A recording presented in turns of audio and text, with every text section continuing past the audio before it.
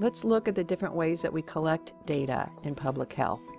One way is through a single case or small series, and this is a situation where you have a single case of a disease present, and this triggers attention to that disease.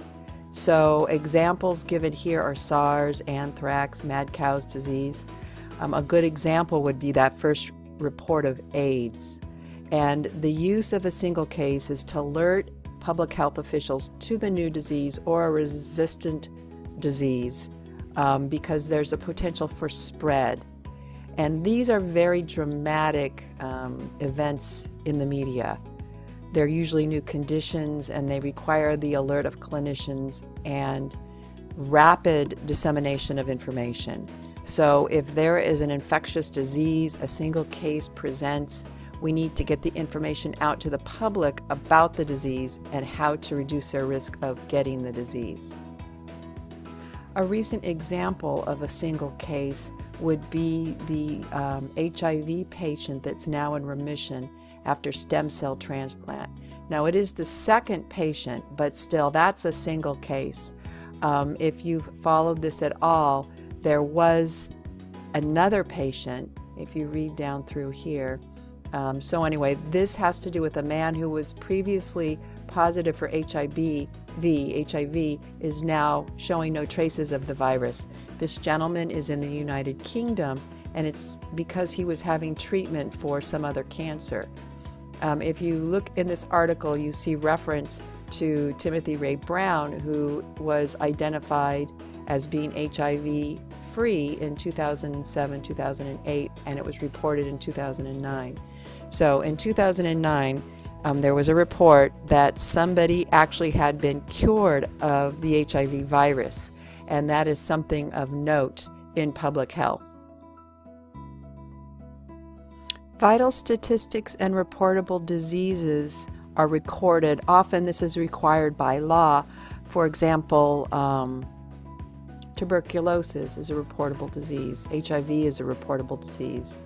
So vital statistics like birth and death records, divorce, these types of records that are required by law are used in public health because we can look at diseases, we can look at patterns by family. They are very complete because of social and financial consequences for not completing them, but they often rely on institutions reporting them rather than individual clinicians. And so sometimes there's delays in the reporting of this data, but they're still very useful. Here is an example of a death certificate, medical death certificate from the state of Illinois, Cook County near Chicago. I found this on I just Googled examples, so this is public information. It's not like I am creeping into people's medical records. But if you notice on this document that the cause of death is listed, and it will list the disease or condition that is finally attributed to the cause of death. And this poor gentleman died of a cerebral hemorrhage, complications of a myocardial decompression, and arterial sclerosis. You'll also see over here that they indicate how long this individual had this disease. So this gentleman had been possibly treated for arterial sclerosis for the last 8 years. Over the last 2 years, he'd been treated and diagnosed as having a myocardial decompression, but the final cause of death was he had a hemorrhage in his brain that led to his death. So this is medical information that is available, and it can be used to look at cause of death, burden of disease, those kinds of things. Another method of collecting data that we've previously talked about is through surveys and sampling. We have a lot of surveys that are conducted by the U.S. Department of Health and Human Services.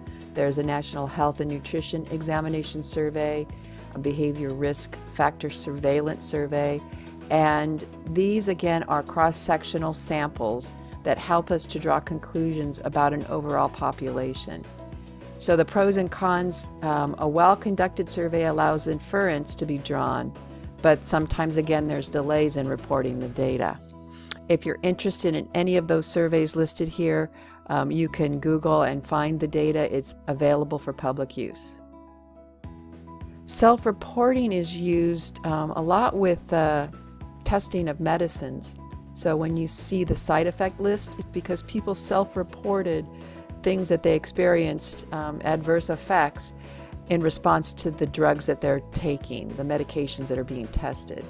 And so this may be useful in terms of identifying an unusual event, and they're useful when those events closely follow the exposure, in this case maybe taking the drug. And finally, we have sentinel monitoring. This is a very important piece of public health, and it goes on all the time. And this is where the public health officials are monitoring the incidence of certain diseases to make sure that they are not getting beyond what would be considered endemic levels. So influenza monitoring to identify a sort of outbreak and changes in the virus type. And it's used as an early warning. As the rates start to go up in terms of flu, we'll start to get more information about washing our hands and getting our flu shots. So the benefit of this is that it's real time. We're looking at the incidence of an illness or a disease at that time, and if they go beyond endemic levels, we trigger the alarm.